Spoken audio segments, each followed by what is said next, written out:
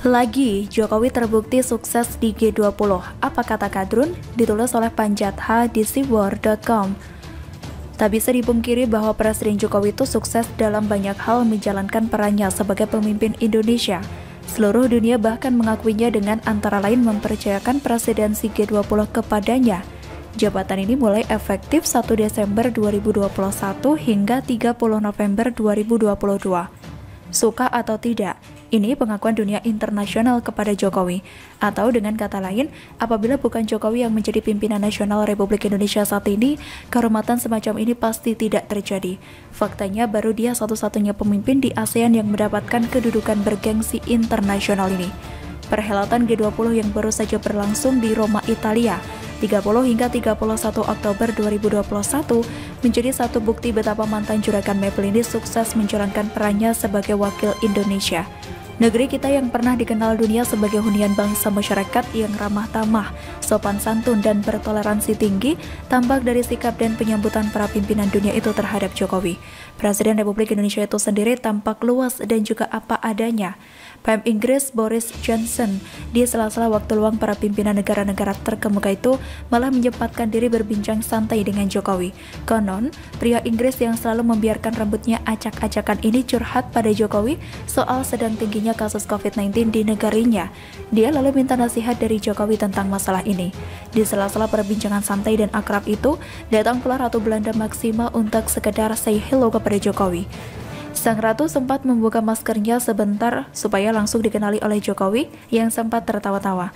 Adegan yang sangat mengharukan dari para politisi kelas dunia sebab menonjolkan sisi humorisme yang tinggi. Sekali lagi, bila bukan Jokowi, peristiwa semacam ini tidak mungkin terjadi.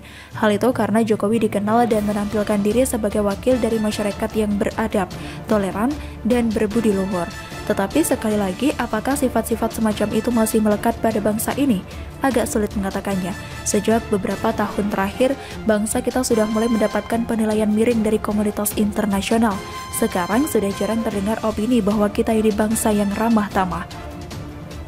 Bahkan di buku-buku pelajaran setingkat SD hingga SLTA, sudah tidak ada kalimat atau klaim soal bangsa kita yang ramah tamah, toleran, suka bergotong royong, dan sebagainya.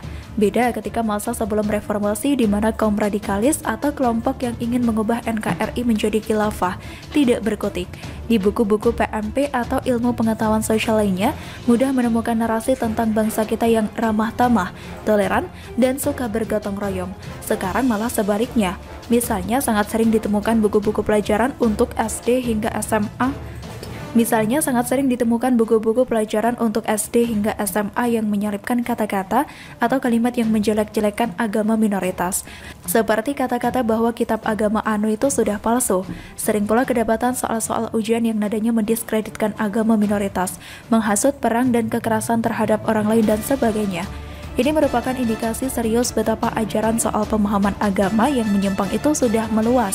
Sampai-sampai buku dan soal-soal ujian pun sudah ikut didompleng untuk meracuni pikiran dan moralitas anak-anak sekolah. Para oknum itu dengan tega merusak akhlak mulia khas Nusantara dengan ingin menggantinya menjadi tabiat atau karakter khas gurun padang pasir lewat doktrinasi agama yang menyimpang. Buktinya sangat jelas, sekarang ini sudah banyak peristiwa di mana orang-orang tidak lagi mengindahkan kemanusiaan pihak lain yang berbeda dengannya. Jangan tanya lagi soal nafsu atau syahwat membunuh dan melenyapkan orang lain yang berbeda agama dan keyakinan. Belum lama ini ada oknum penceramah agama yang mengajarkan bahwa sungkem atau bersujud kepada orang tua, ayah, ibu yang melahirkan dan memelihara kita itu haram. Mengerikan sekali ajaran yang disebarkan oleh kelompok radikalis itu, yang sialnya tetap dibiarkan oleh pemerintah. Padahal mereka itu jelas bertujuan untuk mengubah negara ini dari ideologi Pancasila lewat agama yang menyimpang itu. Agama itu jelas posisi dan ajarannya untuk membuat penganutnya berbudi luhur, menghormati sesama manusia. Lah, kelompok radikal ini malah melarang anak-anak sungkem dan sujud di hadapan orang tuanya. Begitulah mengerikannya kelompok yang dibiarkan merajalela oleh SBY selama 10 tahun itu. Kelompok ini yang tujuan utamanya menguasai pemerintahan lewat propaganda agama yang salah dan menghalalkan segala cara pula, menjadi corong utama di balik suara-suara yang mendiskreditkan dan menafikan Jokowi dengan segala pencapaiannya yang spektakuler. Siapapun tahu dan telah melihat dengan jelas bagaimana kiprah Jokowi selama 7 tahun ini. Namun, kelompok-kelompok yang tujuannya tidak baik terhadap bangsa dan negara ini yang membenci Jokowi karena tidak sama dengan SBY, setiap hari melakukan apa saja untuk membuat Jokowi dan pemerintahannya buruk di masyarakat, menyebar hoax, fitnah, untuk mengadu domba dan menciptakan keresahan di masyarakat. Itulah senjata utama mereka. Yang baik dibilang buruk, yang benar dikatakan salah. Begitu militannya mereka hingga sekelompok mahasiswa pun bisa digiring bagai kebo, melakukan aksi-aksi demo yang tidak jelas tuntutannya. Ini karena mereka dikendalikan oleh oknum mahasiswa yang menjadi agen khilafah, disokong politisi hitam, koruptor, dan pengusaha atau konglomerat iblis. Kasihan sekali melihat anak-anak muda ini, yang sama sekali kau tidak bisa melihat apa yang baik dan juga benar tentang Jokowi. Semuanya salah sama sekali, dan itulah salah satu bukti betapa sadisnya oknum-oknum yang menyetir mereka. Bagi kelompok yang mendoktrin, mereka tidak ada yang benar, kecuali mereka sendiri, termasuk Jokowi yang sudah melakukan banyak hal yang baik dan benar, diakui juga oleh masyarakat dunia, dikagumi para pemimpin dunia, tapi dipropagandakan sebagai salah dan gagal oleh mereka. Perhelatan G20 Italia, di mana Jokowi menjadi bintang, akan dikatakan para kadrun sebagai hanya fata morgana. Sadar hoi, bagaimana menurut Anda? Karakter Cowboy Gibran tantang media online minta maaf, ditulis oleh Anto Cahaya di siwar.com. Gibran Rakabuming Raka nampaknya berbeda dengan bapaknya Presiden Jokowi yang kalem, sedang Gibran memiliki karakter sedikit lebih ngoboy, barangkali karena juga faktor usia yang masih relatif muda. Jika dalam posisi benar, ia tak segan menghajar, tapi dengan cara yang elegan. Jika salah, tak segan meminta maaf, bahkan untuk sebuah kesalahan yang tidak pernah ia lakukan atau bukan datang dari dirinya. Gibran kerap memberi contoh di mana seorang pemimpin berani meminta maaf. Saya kira ini sebuah tauladan yang bagus. Hal itu sudah sering ia lakukan ke warganya saat kasus pungli lurah Gajahan, perusakan makam umum, PPKM, dan yang terakhir soal kematian mahasiswa UNS yang jadi korban saat diksar Menwa, sama ada di wilayahnya yang tak segan untuk minta maaf. Dan terkait polemik catut plat Solo oleh media online Republika, Wali Kota Solo Gibran Rakabuming Raka agak menyesalkan adanya pemberitaan yang menyebut mobil dinas pemerintah Kota Solo yang menghalangi ambulans di Klaten. Putra sulung Presiden Jokowi ini pun menunggu permintaan maafnya terkait masalah ini. Saya tunggu ucapan maafnya, kalau cuma hapus saja anak kecil bisa. Posting dan hapus kayak anak kecil saja, terang Gibran saat ditemui pada Minggu 31 Oktober 2021. Menurut Gibran, sudah ada klarifikasi dari pemerintah daerah atau Pemda Klaten jika kendaraan dinas yang diduga menghalangi ambulans merupakan kendaraan OPD Pemkab Klaten. Itu tidak menghalangi mobil ambulans mau masuk ke kantor, tapi berita yang keluar serta narasi yang beredar di sosial media sudah terlanjur liar. Yang jelas sudah ada klarifikasi jika itu mobil OPD Klaten bukan Solo.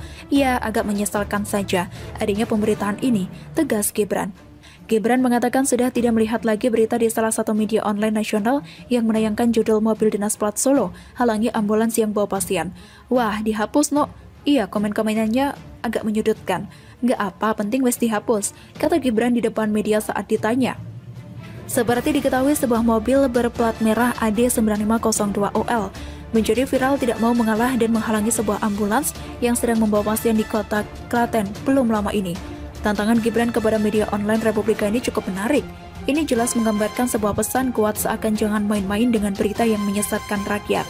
Bahkan Gibran melalui akun sosial medianya meminta media tersebut untuk riset dulu.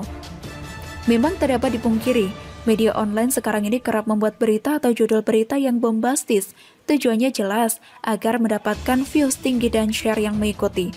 Nama Wali Kota Solo Gibran Rakabuming memang salah satu sumber berita yang menarik dan memetik pembaca.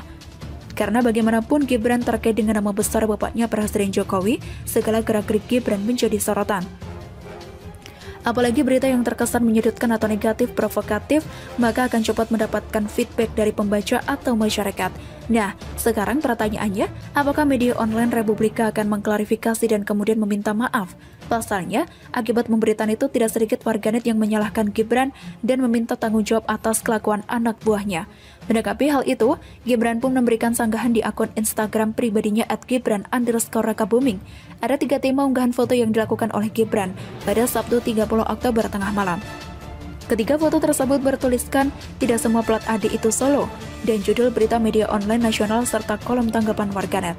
Pertama, plat AD tak hanya Solo. Kedua, mobil dinas tersebut bukan milik Pemkot Solo. Ketiga, selaku pelayan rakyat apabila ada jajaran saya yang berbuat demikian, maka tak hanya teguran keras, namun upaya tindak lanjut yang lebih serius kami layangkan.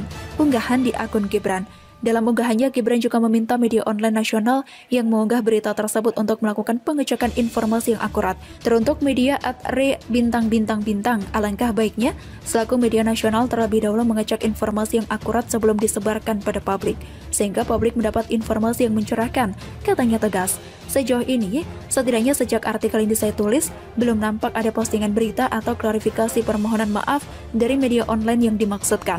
Gibran yang artinya gigih dan berani nampaknya memang lebih ngoboy dan juga frontal jika itu sebuah kebenaran. Suka-suka. Bagaimana menurut Anda?